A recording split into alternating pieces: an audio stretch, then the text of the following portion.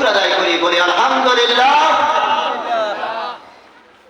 জান্নাত পাক রব্বুল আলামিন এই কনকনে শীতের ভিতরে এই জান্নাতের বাগানে আসবার মতো বসবার মতো তৌফিক দান করেছেন।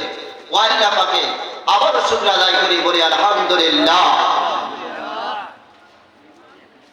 আমি আজকে আপনাদের সামনে সত্যিকে আয়াতে কারিমার কিছু অংশ তেলাওয়াত করেছি, একটি হাদিসের কিছু অংশ তেলাওয়াত করেছি। আমরা এই হাদিস শরীফ এবং তেলাওয়াতকৃত আয়াতে কারিমার উপর কিছু কথা বলেই আমি আমার আলোচনা শেষ করব। আমার একজন মামা দোকানদার কয়েকদিন আগে বলছেন, ভাইটা তুমি একটা কাজ করো, আমার অঞ্চলে পর্দার বিষয়ে কেউ আলোচনা করে না, এই বিষয়ে একটু আলোচনা করি। পর্দা এটা কি ফরজ না নফল? কি বলেন? কথা আমার সাথে বলবেন আজকে।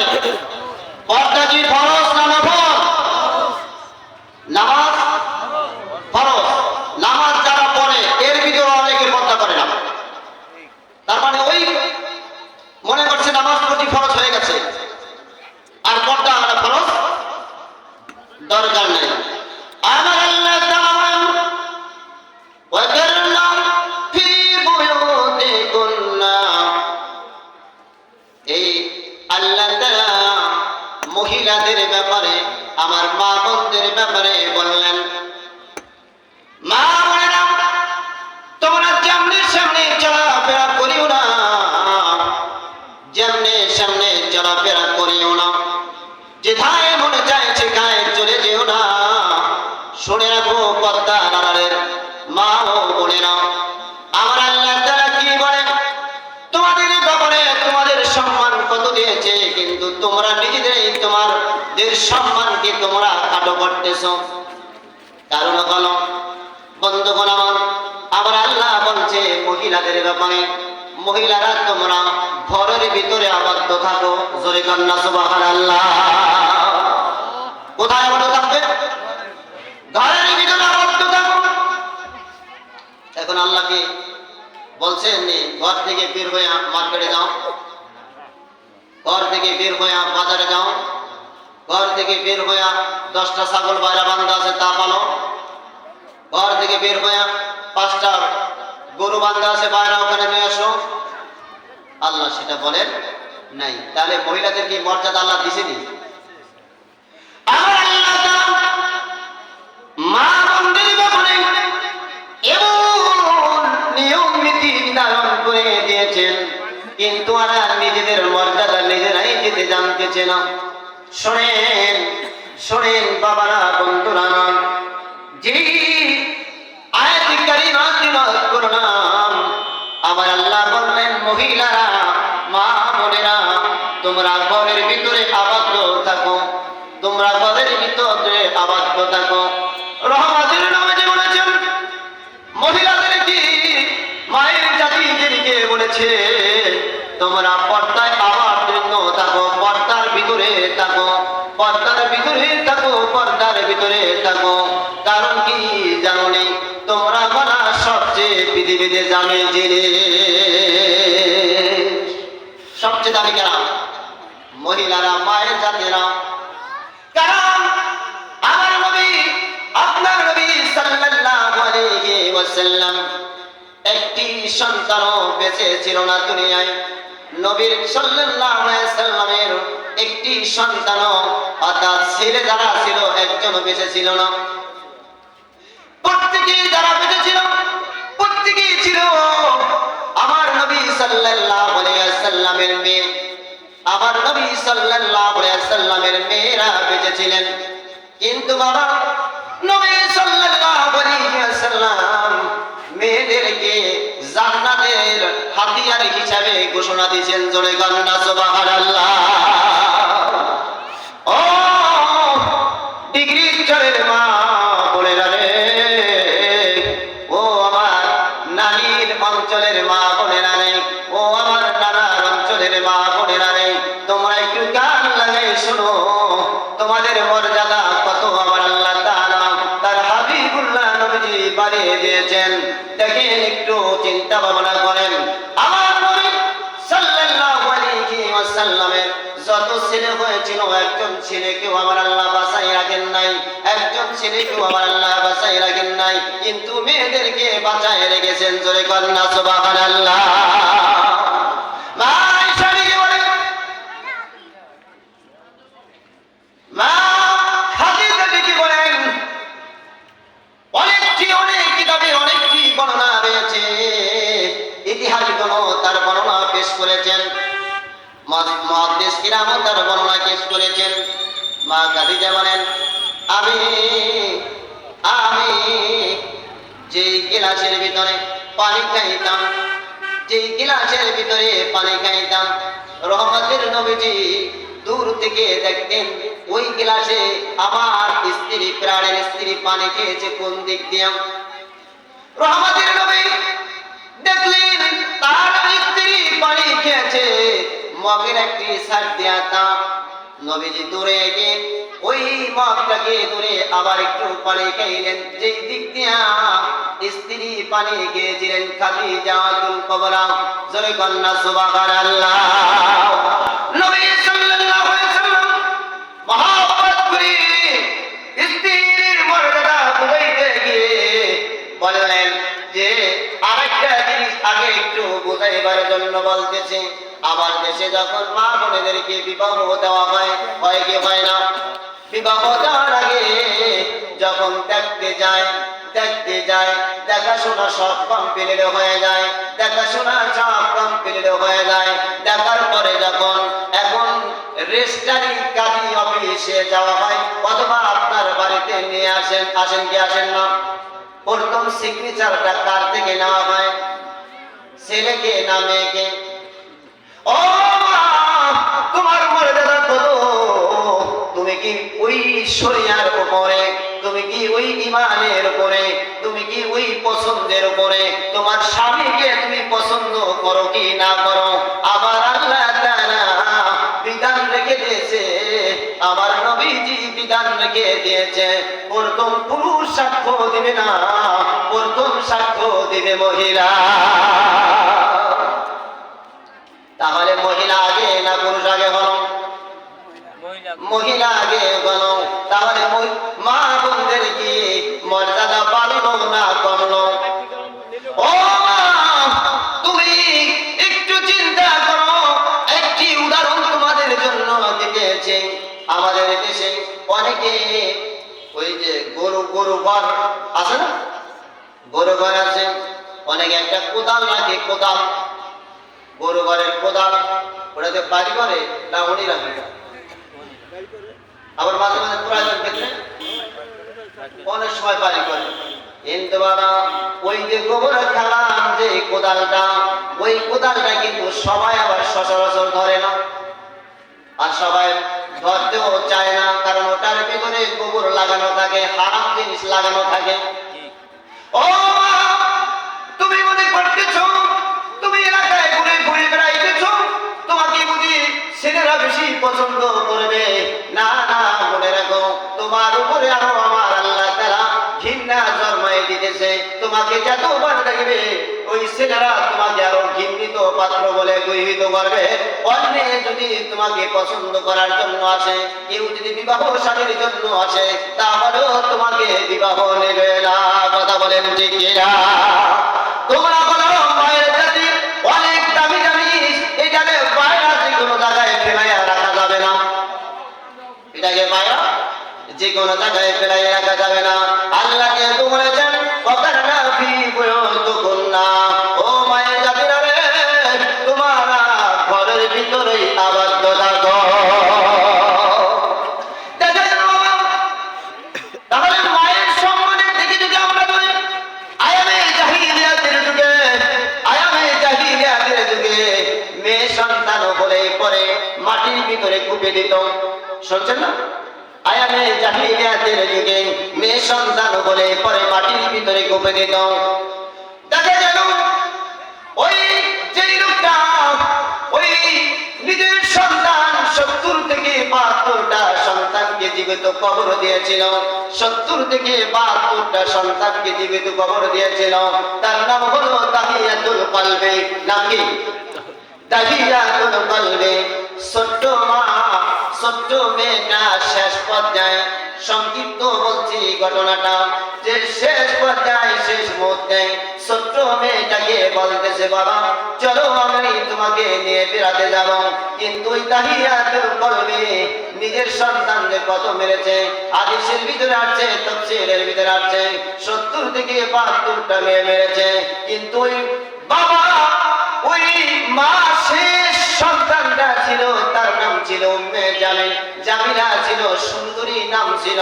কিন্তু দেখা গেল ওই জামিলার বাবা বলতেছে, বাবা তোমাকে নিয়ে আজকে আমি বেড়াতে যাব, তোমাকে নিয়ে আজকে আমি বেড়াতে যাব, তোমাকে সুন্দর করে সাজায় দেব তোমার মা। আজকে কি সেই জাহিলিয়াতের যুগ আছে? তাহলে বোঝা যায় রহমাতুল লিল আলামিন নবীজি 1400 বছর আগে যে রহমত নিয়ে আসেন, মহিলা মেয়ে জাতিদের, মায়ের জাতিদেরকে মর্যাদা আল্লাহ বৃদ্ধি করে দিয়েছে। দেখা গেল ওই তাহিয়াতুল কলবে শেষ মেয়েটা নিয়ে যাচ্ছে, বেড়াইতে যাবে বলে নিয়ে যাচ্ছে। কিন্তু দেখা যায় ইতিমধ্যে হঠাৎ একটা বাপ করতেছে। মেয়েটাকে পাহাড়ের চূড়ায় যখন নিয়ে গিয়েছিলেন, দেখা গেল পাহাড়ের চূড়ায় যাওয়ার পথে বলতেছে, মেয়েটা বলে, বাবা তুমি না বললা আমাকে নিয়ে তুমি বেড়াইতে যাইবা, তুমি না বললা আমাকে নিয়ে তুমি বেড়াইতে যাবা, তাহলে কোথায় তুমি পাহাড়ের চূড়ায় যাইতেছ? মেয়ে তো আর বুঝতে পারতেছে না। মেয়ে আবার বলতেছে, বাবা মা বলে দিল তুমি নাকি আমাকে নিয়ে বেড়াইতে যাইবা।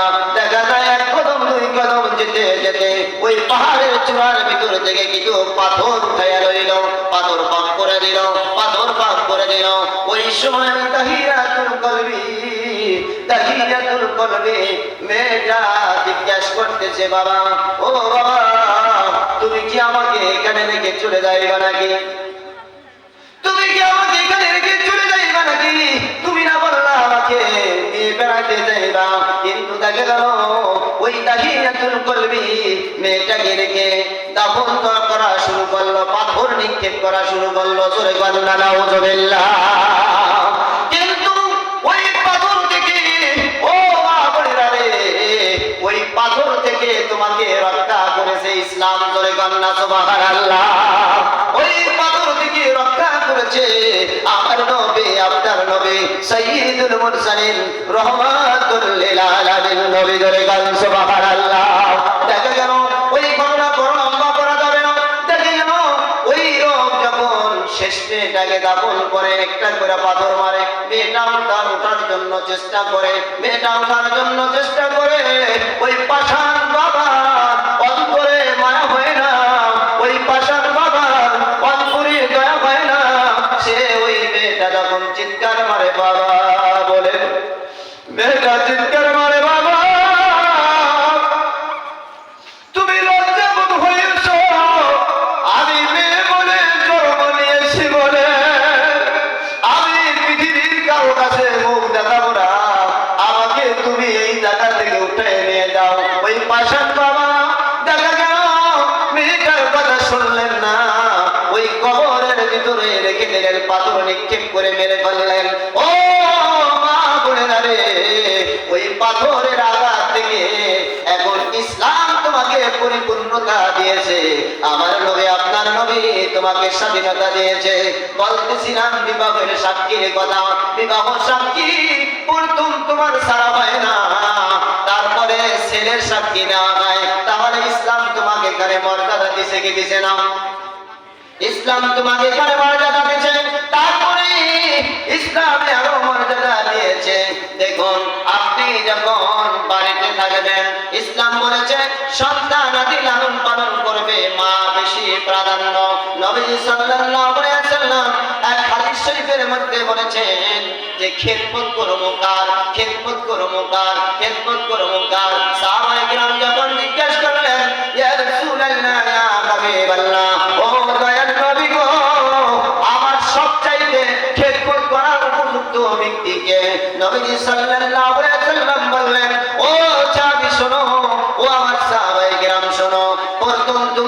তোমার মায়ের খেদমত করো, জোরে কান্না সুবহানাল্লাহ। এই হাদিস শরীফের মধ্যে নবীজি বলেছেন তোমার মায়ের খেদমত করো। ওই সাহাবী আবার জিজ্ঞেস করলেন ইয়া রাসূলুল্লাহ ইয়া হাবিবাল্লাহ, তারপরে খেদমত করব কার? নবীজি বললেন তোমার মায়ের খেদমত করো। আবার জিজ্ঞেস করলেন ইয়া রাসূলুল্লাহ ইয়া হাবিবাল্লাহ, তারপরে খেদমত করব কার? নবীজি বললেন তোমার মায়ের খেদমত করো। 4 নম্বরে নবীজি বললেন তোমার বাবার খেদমত করো, জোরে কান্না সুবহানাল্লাহ। তাহলে মা, ও মা, তোমার মর্যাদা বেশি দিয়েছে নবীজি না কম দিয়েছে? 3 বার তোমার মর্যাদা বেড়েছে, আর একবার বাবার কথা এই জায়গায় বলেছে। ও মা শোনো, ও মা শোনো, তুমি পর্দায় থাকলে কি হবে? তুমি পর্দায় থাকলে কি হবে? একটা জিনিস বলে যায়, কাল হাসরের মাঠে 70টা হুর পরি তুমি পাবে, জোরে কান্না সুবহানাল্লাহ। কয়টা? 70টা। কোন হাদিস আছে 70,000 পাবে, জোরে কান্না সুবহানাল্লাহ। তাহলে মা, কিয়ামতের দিন যেদিন কিয়ামত কায়েম হয়ে যাবে, তুমি যেই চুল রাশি পথে ঘাটে উড়াইয়া বেড়াইছো, মনে রাখো ওই চুল রাশি তোমার আর সেদিন চুল রাশি থাকবে না। ওই চুল আমার আল্লাহ তাআলা তোমার জন্য সাপ বানাইয়া পাঠাইবে, সাপ বানাইয়া পাঠাবে। ওই সাপ তোমাকে দংশন করবে, ওই সাপ তোমাকে দংশন করবে, ওই সাপ তোমাকে দংশন করবে। ও মা, তুমি যদি ওই সাপের দংশন থেকে রক্ষা পেতে চাও, তাহলে তুমি রাস্তাঘাটে চুল উদলা করিয়া কোনোখানে যাইও না। তাহলে বাবা, মা মানে শোনেন, এই পৃথিবীতে সন্তানের আসার মাধ্যম শুরু হয় কার দ্বারা? মা দ্বারা। কার দ্বারা? মা দ্বারা। কিন্তু পুরুষ দ্বারা তো সন্তান আসার মাধ্যম হয় না। তাহলে মর্যাদা এই জায়গায়ও আমার আল্লাহ তোমার রেখেছে। এই জন্য নবীজি সাল্লাল্লাহু আলাইহি ওয়াসাল্লাম, রহমতের নবীজি 1400 বছর আগে বলেছেন আল জান্নাতু তাহতা আকদামে উম্মাহাতুন। ও মা, তোমার পায়ের নিচে, তোমার পায়ের নিচে সন্তানের বেস্ত, জোরে কান্না সুবহানাল্লাহ। তাহলে মায়ের জাতি ছাড়া তো আমি আপনি কেউ আসতে পারি নাই। তাহলে ওই মায়ের জাতি আদর যত্ন সোহাগের জাতি, তাদেরকে ভালোবাসা দিতে হবে, তাদেরকে ভালো আচরণ করতে হবে। সব দিক থেকেই মা তোমরা সব চাইতে মূল্যবান, কথা বলেন ঠিক কিনা? ও মা, তোমাকে যখন বাবা যখন দেখলো মেয়েটা বড় হয়ে গেছে, বিবাহ শাদী দেওয়া হবে, বিবাহ শাদী দেওয়ার পরে এখন এখন তোমার সম্পত্তিরও একটা অনেক আছে কিনা? ছেলে পায় তুলনামূলক, মেয়ের অর্ধেক বাবারটা পায় কি পায় না? কিন্তু দেখো ওই বাবা, যেই বাবা তোমাকে 17 বছর লালন পালন করেছিল, যেই মা তোমাকে 17 বছর লালন পালন করেছিল, আবার ওই রকম কিন্তু তোমার ভাইকেও লালন পালন করেছে। কিন্তু একটু জেনে রাখো, এই সমাজে বর্তমানে ওই মেয়েকে বিবাহ দিতে গেলে স্বর্ণ দেয়, দেয় কি দেয় না? দেয় কি দেয় না? কিন্তু আরেকটা জিনিস লক্ষ্য রাখবেন, মা যৌতুক দিয়ে বিবাহ দিবেন না। মা যৌতুক দিয়ে বিবাহ দিবেন না। মায়ের জাতিকে যৌতুক দিয়ে বিবাহ দিবেন না।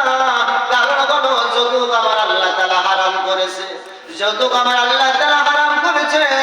যৌতুক দিয়ে বিবাহ দিবেন না, কিন্তু উপহার হিসাবে আপনি 10 ভরি স্বর্ণ দেন, তাতে কোনো সমস্যা নাই, স্বেচ্ছায়। কারণ দেওয়াটাও সুন্নাত, নেওয়াটাও সুন্নাত, দেওয়াটাও সুন্নাত, নেওয়াটাও সুন্নাত। কিন্তু ওইটাকে মোটিফাই করা যাবে না, ওইটাকে ধার্য করা যাবে না, ওইটাকে ধার্য করা যাবে না, জোর করা যাবে না, জোর করা যাবে না, ধার্য করা যাবে না।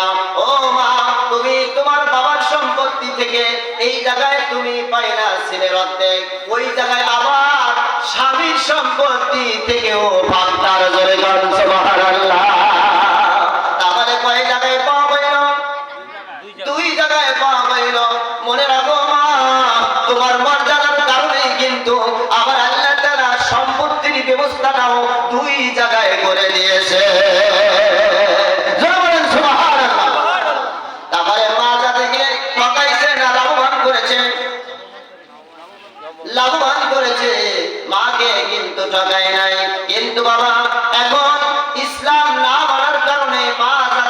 ঠকতেছে। কথা বল, ইসলাম না মানার কারণে মা জাতি এখন ঠকতেছে। ও ডিগ্রির চরের নানা জানের অঞ্চলের লোকেরা গো, আমি আরেকটা কথা বলে যাই, অনেকে দেখা যায় আবার মেয়ে মা জাতিকে ঠকাইবেন না। সন্তানের জন্য যা পছন্দ করবেন, আপনার ছেলের জন্য যা পছন্দ করবেন, মেয়ের জন্য তাই পছন্দ করবেন। কারণ মেয়ের জন্য আপনি যা পছন্দ করবেন, ছেলের জন্য তাই পছন্দ করবেন। একটা সন্তান আপনি কিন্তু দুটাই, মেয়েটাও সন্তান, ছেলেটাও আপনারই সন্তান। এই জন্য আপনি সমান বন্টন করবেন, সমান। এক কাজী সাহেব আসছে হজতন, বলতেছে যে আমি হজরত আয়েশা নই, তোর নামে লিখতে দেব। কি দিবনে?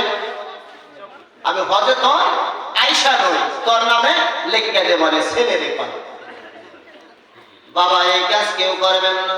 ওই হজে গেছেন, ওই হজটা আল্লাহর দরবারে কবুল হবে না।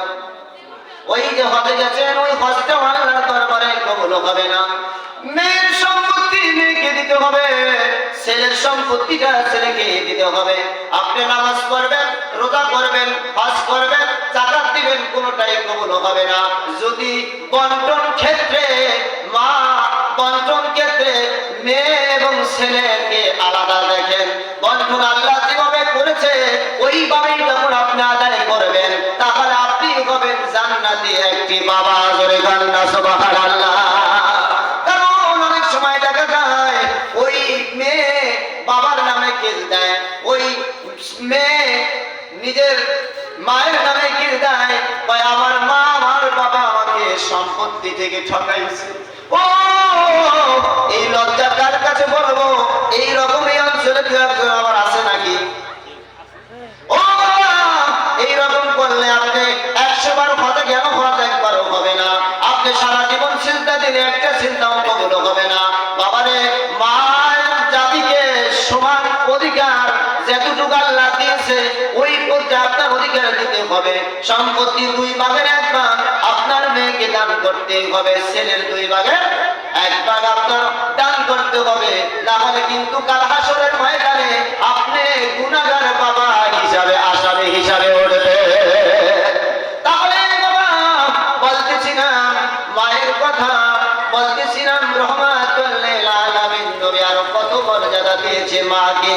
ও জান্নাতি মহিলাদের সরদার মা ফাতেমা। জোরে গন্না সুবহানাল্লাহ। জান্নাতি মহিলাদের সরদার মা ফাতেমা, নাম শুনছেন কিনা? তাহলে জান্নাতের যিনি সরদার হবেন যে মা ফাতেমা, তাহলে ডিগ্রির চরের মা বোনেরা রে, তোমরাও যেন মা ফাতেমার মতো জান্নাতি মহিলাদের সরদার হতে পারো। এইভাবে প্রস্তুতি নাও, এইভাবে প্রস্তুতি নাও। আর দেখায় পড়ায় যাইও না, আর উল্টা পাল্টা এলাকায় চলাফেরা করিও না। জান্নাতি মহিলা হিসাবে যেন কাল হাসরের মাঠে তুমি উঠতে পারো, এইভাবে তুমি পর্দায় থাকো। জোরে গান সুবহানাল্লাহ। মা ফাতেমা জান্নাতীদের মহিলাদের সন্তানই হবে হাসরের মাঠে। এখন আমার দেশে কবরে দেশে যখন যায়, অথবা মা জাতিকে যখন লাশ হিসাবে পুরুষের সামনে আনে না, আনলে সুন্নাত তরিকা হচ্ছে মা জাতির মর্যাদা বেশি। এখন মা জাতির মর্যাদার কারণে মা জাতির খাটটাকে ডেকে আনা সুন্নাত। তরিকা সুবহানাল্লাহ। এটা সুন্নাতে মুস্তাহাসান। এ বাবা, এই মুস্তাহাব আমল। কারণ পুরুষের বেলায় কিন্তু এইটা নাই। এটা পুরুষের বেলায় নাই। ও মা, তুমি মরার পরও তোমার সম্মান কত?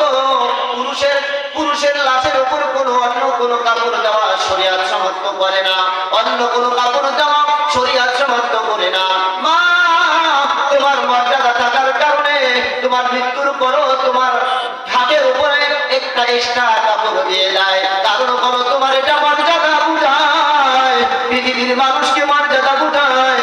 মায়ের জাতির মর্যাদা পুরুষের চাইতে আল্লাহ মৃত্যুর পরও বেশি দিয়েছে। ধরে বলেন সুবহানাল্লাহ। তাহলে বাবা, মায়ের পর্দায় রাখার চেষ্টা করবেন নি আপনারা? করবেন নি? কি বলেন? করবেন নি? নামাজ যেরকম ফরজ, আপনার মেয়েকে পর্দায় রাখা ওই রকম ফরজ। নামাজ যেরকম ফরজ, হজ যেরকম ফরজ, আপনার মেয়েকে পর্দায় রাখা ওই রকমই ফরজ। আপনি তো মনে করতেছেন 70 বছর বয়স হয়েছে, হজে গেছি, এখন 5 ওয়াক্ত নামাজ পড়ি, স্ত্রী পরিবার মেয়ে যে জায়গায় যাইতে মন চাই যাব না, আমি বড় একটা যোগ্যা করছি, আমার আর কোনো সমস্যা নাই। না না, তোমাকে আমার আল্লাহ তাআলা তোমাকে ছাড়বে না, তোমাকে আমার আল্লাহ তাআলা তোমাকে ছাড়বে না। কারণ বলো, তুমি পরিপূর্ণ বাবা হিসাবে তোমার দায়িত্ব তোমার পালন করতে হবে। কিয়ামতের ময়দানে তোমাকে জিজ্ঞাসা করা হবে তোমার সন্তানের ব্যাপারে তুমি কি যত্নবান ছিলে, তোমার সন্তানের ব্যাপারে কি যত্নবান ছিলে। সেদিন কিন্তু আসামির কাঠগড়ায় তুমি দাঁড়াইয়া যাবে। এই জন্য বাবা বলি রে, পর্দায় আমার আপনার প্রত্যেকের মেয়েদেরকে পর্দায় রাখা ফরজ। আর এই ফরজটা যদি আপনি রক্ষা করতে পারেন, আরো যেই অধিকারগুলো আছে ফরজ ইবাদতের ভিতরে নামাজ, রোজা, হজ, যাকাত যেরকম ফরজ, এই পর্দাটাকে যখন ওই রকম ফরজ মনে করবেন, তখন আপনি ঈমানের তাকওয়ার উপরে থাকবেন। আর যখন দেখা যায় নামাজ পড়তেছেন, হজ দিতেছেন, যাকাত দিতেছেন, কুরবানি করতেছেন, যাই কিছু করতেছেন, নিজের মেয়েটাকে পর্দায় রাখতে পারতেছেন না, মনে রাখবেন ওই পর্দায় না থাকার কারণে আপনার আমল কিয়ামতের ময়দানে নিয়ে যাইবে জাহান্নামে। জোরে কান্না নাউজুবিল্লাহ। এই জন্য বাবা বলে যায়, মেয়ের জাতিকে আপনার পর্দায় রাখতে হবে কি হবে না? যাও বাবা, আমি ওদিকে আলোচনা যাচ্ছি না, এইটুকুন যেহেতু আলোচনা বলো, একটু নবীকে সম্মানের সাথে তো দাঁড়িয়ে নবীকে সালাম দিতে চাই। কি বলেন আপনারা? নবীকে সম্মানের সাথে দাঁড়িয়ে সালাম দেন।